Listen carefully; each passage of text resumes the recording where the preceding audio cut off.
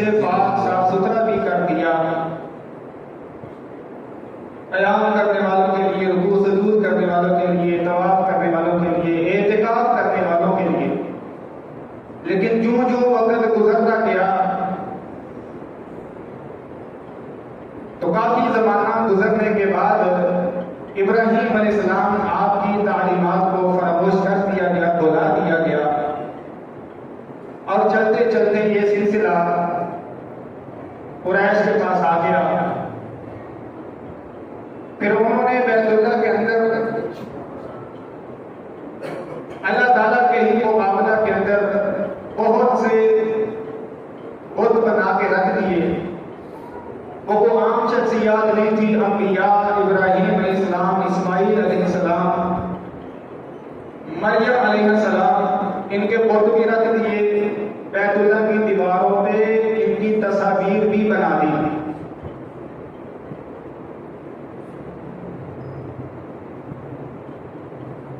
تو پھر اللہ رب العزت نے انہیں جب اس بات کی دعوت دی، نبی علیہ السلام کے اوپر قرآن حکیم کا نزول فرما کے، تو چند مقامات پہ اللہ تعالیٰ نے اس نعمت اور انعام کا تذکرہ اور ذکر فرمایا ہے کہ جس گھر کی وجہ سے تمہیں یہ شان اور عظمت ملی ہے، تمہیں چاہیے کہ خالصتاً اس گھر کے رب کی عبادت کرو، اس کے ساتھ کسی قسم کا شرک مت کرو۔ وہ عظمت و شان کیا تھی کہ عام جو ماحول تھا اس خطے کا، عرب کا، وہاں پہ یہ بات تھی، کوئی تجارتی قافلہ پرامن طریقے سے اس خطے کے اندر سفر نہیں تھا کر سکتا۔ ہر چند میل فاصلے پہ کوئی نہ کوئی قبیلہ ایسا ضرور موجود ہوتا جو رہزن اور لٹیرے ہوتے، ہر بندے کو لوٹ لیا کرتے۔ سورۃ العنکبوت کے اندر اللہ تعالیٰ نے اس نعمت کا ذکر کیا ہے، اولم یروا انا جعلنا حرما آمنا، کیا ان لوگوں نے دیکھا نہیں کہ ہم نے اس حرم کو امن کی جگہ بنا دیا ہے، امن کا ذریعہ بنا دیا ہے۔ یتخطف الناس من حولہم، ان کے ارد گرد جتنے بھی لوگ ہیں وہ اچک لیے جاتے ہیں، ڈاکو رہزن انہیں لوٹ لیتے ہیں۔ افبالباطل یؤمنون، تو کیا یہ باطل چیزوں پہ ایمان رکھتے ہیں؟ وَبِنِعْمَةِ اللَّهِ يَكْفُرُونَ، اور اللہ کی نعمت کا انکار، کفر کر دیتے ہیں۔ ابھی تک آپ کو بات نہیں سمجھ آئی کہ بیت اللہ کی وجہ سے انہیں شرف کیا ملا تھا۔ ابھی تک آپ نے بس یہی سنا ہے، باقی تمام لوگ محفوظ نہیں تھے، نہ جانے محفوظ نہ بات محفوظ، لیکن یہ لوگ بیت اللہ کے رکھوالے تھے، قریش والے تھے۔ پورے خطے کے اندر لوگوں کے اندر یہ بات مشہور تھی کہ یہ اس گھر کے رکھوالے ہیں جو اللہ کا گھر بیت اللہ ہے۔ رستے کے اندر یہ کہیں بھی سفر کرتے، تجارت کے لیے یا ویسے عام سفر کرتے، ان کی جان بھی محفوظ رہتی، ان کا مال بھی محفوظ رہتا۔ اسی چیز کو اللہ تعالیٰ نے دوسری جگہ پہ اس طرح بیان کیا ہے جو میں نے سورۃ مبارکہ خطبے میں پڑھی ہے، لِإِيلَافِ قُرَيْشٍ، قریش والوں کی الفت میں، ان کے مانوس ہونے میں، إِيلَافِهِمْ رِحْلَةَ الشِّتَاءِ وَالصَّيْفِ، اور سردی اور گرمی کے اندر جو سفروں میں مانوس ہو گئے ہیں، ملک یمن کے اندر جاتے، تجارت کر کے آتے، شام چلے جاتے، تجارت کر کے آتے، رستے میں کوئی نہ لوٹتا، لوٹنا تو دور کی بات ہے، لوگ انہیں تحفے تحائف دیتے کہ یہ بیت اللہ کے رکھوالے ہیں، انہیں لوٹنا نہیں بلکہ تحفے پیش کرنے کو۔ تو اللہ تعالیٰ نے دعوت یہ دی ہے، فَلْيَعْبُدُوا رَبَّ هَٰذَا الْبَيْتِ، پھر انہیں بھی چاہیے کہ جس گھر کی وجہ سے یہ شرف انہیں مل چکا ہے، وہاں پہ بت رکھ کے پوجنے کی بجائے اس گھر کے رب کی عبادت کریں۔ الذی اطعمہم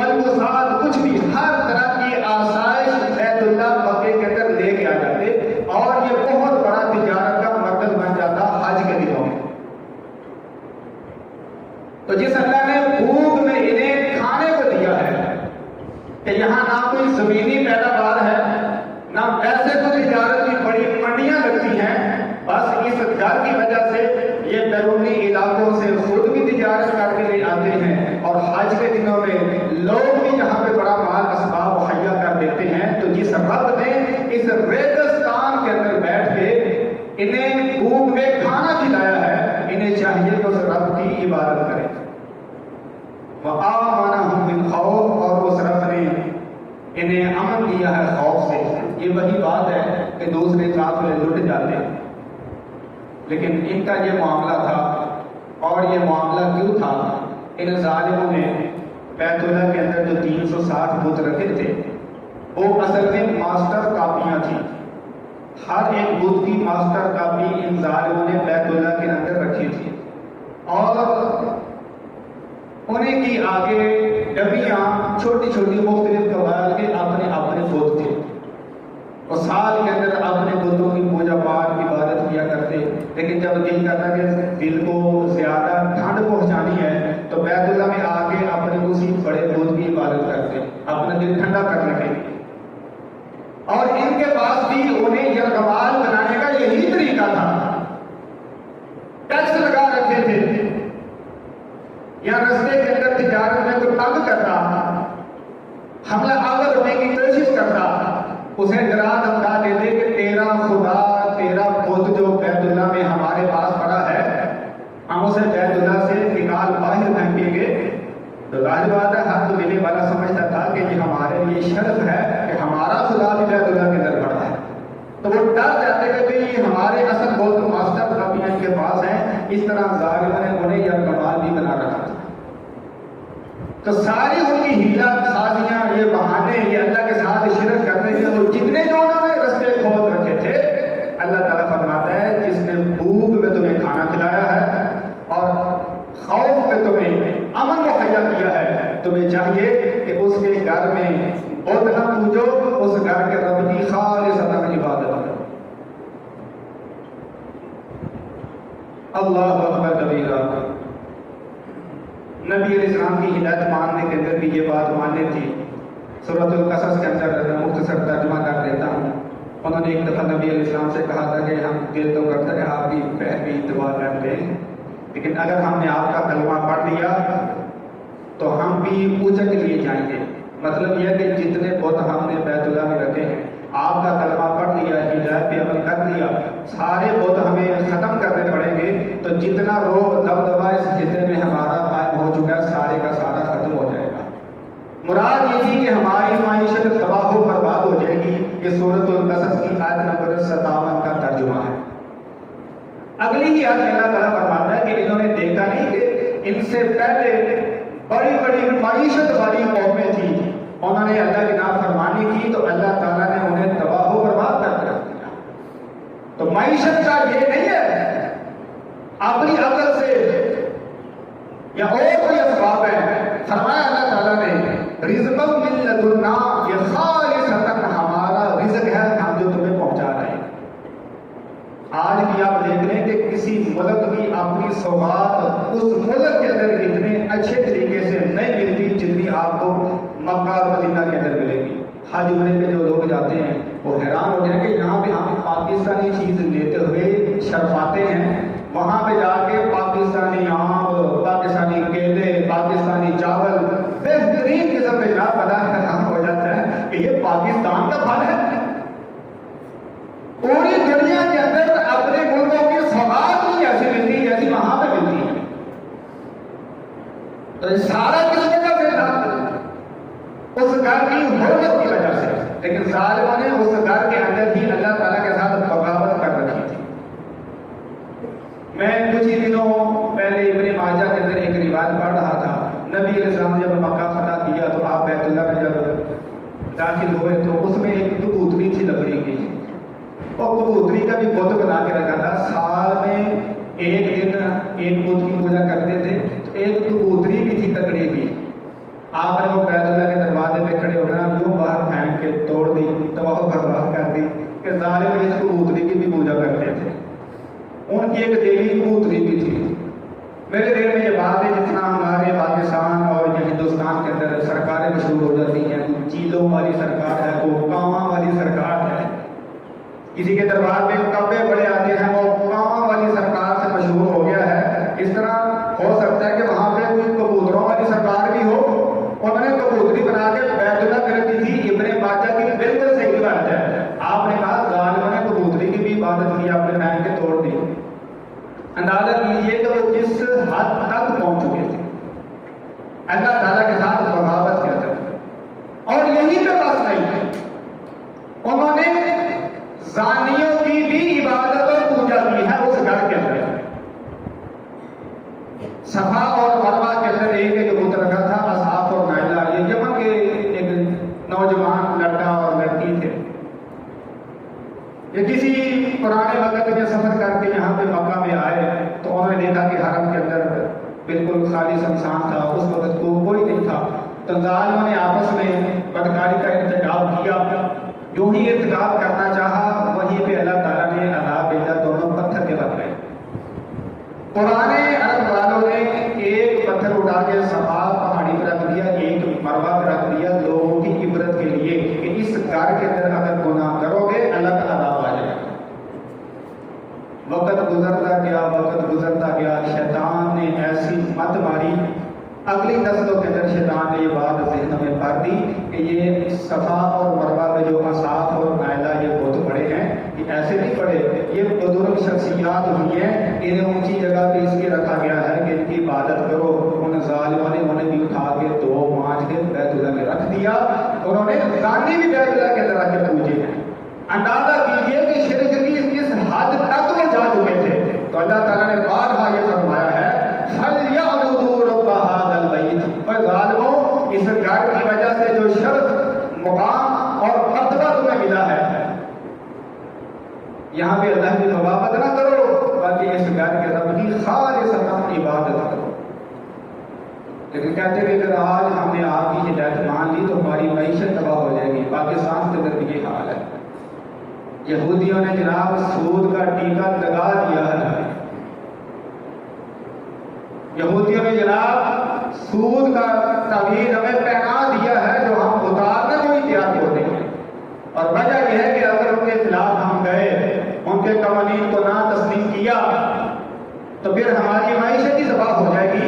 تو اللہ تعالیٰ نے اگلی آیت میں فرمایا تھا کہ خالصتاً ہم نے رزق دیا ہے، معیشت کا تعلق اس بات سے نہیں، میں رزق دینے والا ہوں. اگر بغاوت کی وجہ سے میں نے اتنا رزق دیا ہے، ایمان لے آؤ گے، میرے نبی کی اتباع کر لو گے تو میں رزق میں کتنی برکات عطا کر دوں گا. دوبارہ ایک تو مفہوم یہ تھا کہ بیت اللہ کو ہم نے امن والا بنایا، لوگوں کے لیے قائم رہنے کا ذریعہ سبب بنایا. اور دوسرا مفہوم جو امام بخاری رحمہ اللہ نے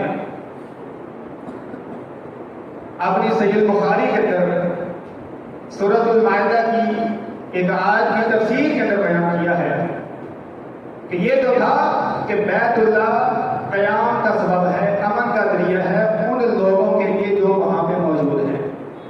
لیکن امام بخاری رحمہ اللہ نے یہ بتایا، یہ ثابت کیا ہے کہ بیت اللہ جو ہے یہ قیامت تک پوری روح زمین کے لوگوں کے لیے قیام کا ذریعہ ہے. جب بیت اللہ ہی روح زمین سے اٹھ جائے گا، ختم کر دیا جائے گا، اس کی عمارت کو گرا دیا جائے گا، تو اس کے بعد پھر قیامت ہی اس کائنات پہ اترے گی، قیامت ہی قائم ہوگی. اس کے بعد پھر کسی کو حق نہیں ہے کہ یہاں پہ جو سب سے پہلا گھر اللہ کا بنایا گیا، جب وہ ہی اٹھا لیا گیا، گرا دیا گیا، تو پھر قیامت قائم ہو جائے گی. اور اس آیت کی تفسیر میں وہ نبی علیہ السلام کا یہ فرمان لائے ہیں. آپ نے فرمایا، اور ایک دوسری جگہ پہ امام بخاری نے دوبارہ اس روایت کو لائے ہیں مختلف الفاظ کے ساتھ کہ آپ فرماتے ہیں میں گویا کہ اس پتلی پتلی پنڈلیوں والے حبشی کی طرف دیکھ رہا ہوں کہ جو بیت اللہ کی اینٹ اینٹ کر کے جدا کر دے گا. اللہ اکبر. صحیح مسلم میں کتاب الایمان کے اندر دو روایات موجود ہیں. ایک کے الفاظ یہ ہے کہ اس وقت تک قیامت قائم نہیں ہوگی جب تک زمین میں ایک بندہ بھی اللہ کا نام لینے والا باقی ہے. اللہ اللہ کہنے والا ایک بندہ بھی جب تک اس دنیا میں موجود ہوگا قیامت نہیں قائم ہوگی. یہ کیسے ختم ہو جائیں گے؟ صحیح مسلم کتاب الایمان کے اندر ہی روایت ہے. نبی علیہ السلام فرماتے ہیں یمن کی طرف سے ایک ہوا چلے گی من الحریر جو ریشم سے بھی زیادہ نرم و ملائم ہوگی. آپ فرماتے ہیں کہ جس بندے کے دل میں رائی کے دانے برابر بھی ایمان ہوگا یہ ہوا اس بندے کو فوت کر دے گی. تمام ایمان والے فوت ہو جائیں گے. ایک بندہ بھی اللہ کا نام لینے والا زمین پہ نہیں رہے گا. شریر قسم کے لوگ، بدترین قسم کے لوگ اس دنیا پہ ہوں گے اور ان شریر قسم کے لوگوں پہ قیامت قائم ہوگی. اللہ کا نام لینے والا اس پہ قیامت نہیں قائم ہوگی. صحیح مسلم کے حدیث کے الفاظ.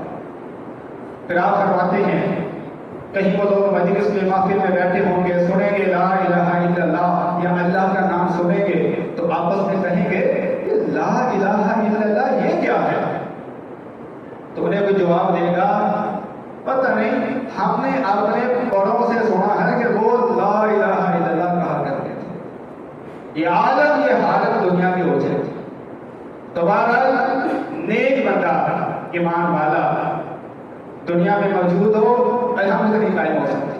اسی طرح بیت اللہ کے لوگوں کے لیے امن اور قیام کی جگہ ہے. آپ فرماتے ہیں قیامت کے قریب ایک حبشی پتلی ٹانگوں والا کالا سیاہ رنگ کا پتھر ایک ایک اینٹ کر کے اس بیت اللہ کو گرا دے گا، خراب کر دے گا. اس کے بعد کے لوگوں پہ قیامت قائم ہو جائے گی. اللہ اکبر. دوبارہ اس بیت اللہ، اس گھر کی عظمت اور شان، اس کے کیا کہنے. نبی اکرم صلی اللہ علیہ وآلہ وسلم، ترمذی کے اندر اور دیگر کتب کے اندر روایت ہے، آپ کو جب کافی زیادہ پریشان اور تنگ کر دیا گیا، نبی اسلام نے بیت اللہ کو چھوڑنے کا ارادہ کیا. ایک صحابی فرماتا ہے میں نے حضورہ ایک ٹیلے کا نام ہے، رسول اللہ کو دیکھا، آپ اس ٹیلے پہ کھڑے تھے اور بیت اللہ کی طرف نگاہ کر کے آنکھوں سے آنسو جاری ہیں، زاروں قطار روئی جا رہے ہیں اور کہتے ہیں اے بیت اللہ، اللہ کی قسم ہے مجھے تجھ سے بڑی محبت ہے، بس تیرے رہنے والوں نے یہاں پہ رہنے نہیں دیا. ان الفاظ کے ساتھ آپ نے بیت اللہ کو الوداع کہا. ایک طرف وہ ہے کہ جب آپ ایک کھجور کے تنے کے ساتھ خطبہ ارشاد فرمایا کرتے تھے سہارا لے کے، ممبر بنا دیا گیا، آپ ممبر میں تشریف فرما ہو گئے. تیابہ کہتے ہیں ایک بچہ کی طرح دل کے روتا گیا، کسی کی رونے کی آواز آنے لگی، دیکھا تو وہ کھجور کا تنا رو رہا تھا. رسول اللہ ممبر سے نیچے تشریف لاتے ہیں، تنے کے پاس جاتے ہیں، اسے چپ کراتے ہیں، تسلی دیتے ہیں. آپ فرماتے ہیں وہ تنا کھجور کا بالکل چپ کر جاتا ہے. یہ تو بلک بلک کے رو رہا تھا بچے کی طرح، جس طرح بچہ اپنی ماں کے یا کسی کی جدائی میں روتا ہے. ایک طرف اس کھجور کے تنے نے رسول اللہ کی جدائی نہیں برداشت کی، اور یہاں پہ آپ نے بیت اللہ کو دیکھ کے کہا، آنکھوں سے آنسو جاری ہے، رو رہے تھے کہ بیت اللہ تیری جدائی برداشت نہیں ہوتی، اللہ کی قسم ہے بڑی محبت ہے تجھ سے، پر تیرے رہنے والوں نے رہنے نہیں دیا. ان الفاظ کے ساتھ آپ نے بیت اللہ کو الوداع کیا. اور بیت اللہ کی فضیلت عظمت شان کے کیا کہتے ہیں. نبی علیہ السلام فرماتے ہیں جو اس کا طواف کرتا ہے 7 طواف سے پورے کر لیے ہیں، اللہ اکبر، ہر قدم پہ 10 گنا مٹ جاتے ہیں، 10 درجات بلند ہو جاتے ہیں، 10 نیکیاں لکھ دی جاتی ہیں. اور آپ فرماتے ہیں 7 چکر لگا کے بیت اللہ کے یہ بندہ فارغ ہو جاتا ہے، اللہ تعالیٰ اس کے نامہ اعمال میں اتنا ثواب لکھ دیتا ہے کہ گویا اس نے ایک غلام اللہ کی راہ میں آزاد کر دیا. اللہ اکبر. تو یہ بیت اللہ کی عظمت، یہ شان، یہ اس گھر کا مقام ہے. اس حوالے سے دو جو چیزیں آپ کے سامنے رکھی ہیں کہ عرب والوں نے اس گھر کو لے کے بڑی عیش و عشرت کی ہے اور کی اللہ کے بغاوتیں ہیں. بتایا کہ ظالموں نے کیا کچھ نہیں پوج دیا اس گھر کے رکھ کے، لیکن اللہ تعالیٰ نے دعوت یہی دی ہے کہ خالص اللہ اس گھر کے رب کی عبادت کرو. دوسرا، تمام لوگوں کے لیے یہ گھر یہ بیت اللہ یہ قیام کا امن کا سبب ہے. جب یہی دنیا سے اٹھ جائے گا پھر اس کائنات پہ سوائے قیامت کے اور کوئی چیز قائم نہیں ہوگی. تو اللہ تعالیٰ سے یہ دعا ہے کہ حقیقی معنی کے اندر جو اس گھر کی جو عظمت جو مقام ہے، اللہ تعالیٰ ہمیں سمجھنے کی اور بنانے کی توفیق عطا فرمائے. اور بار بار اللہ تعالیٰ ان مقامات کی، بیت اللہ کی، مسجد نبوی کی، اور اسی طرح ہماری تیسری جو مسجد ہے عظمت شان والی مسجد اقصیٰ جو مظلومیت کا شکار ہو چکی ہے اور مسلم امہ اس بارے میں بڑی ہی زیادہ غفلت کا شکار ہو گئی ہے، اللہ تعالیٰ وہ بھی رون کے بحال کرے، ہمیں وہاں کی مقامات کی زیارت کی توفیق عطا فرمائے. کیونکہ آپ فرماتے ہیں 3 مسجدیں ہیں جن کی زیارت کے لیے جانا جائز ہے، مسجد حرام، مسجد نبوی اور مسجد اقصیٰ. اللہ تعالیٰ مقامات کے حاضری کا ہمیں شرف عطا فرمائے. جو جا چکے ہیں اللہ تعالیٰ ان کا یہ عمل اپنی بارگاہ میں قبول فرمائے. آخر دعوانا الحمد للہ.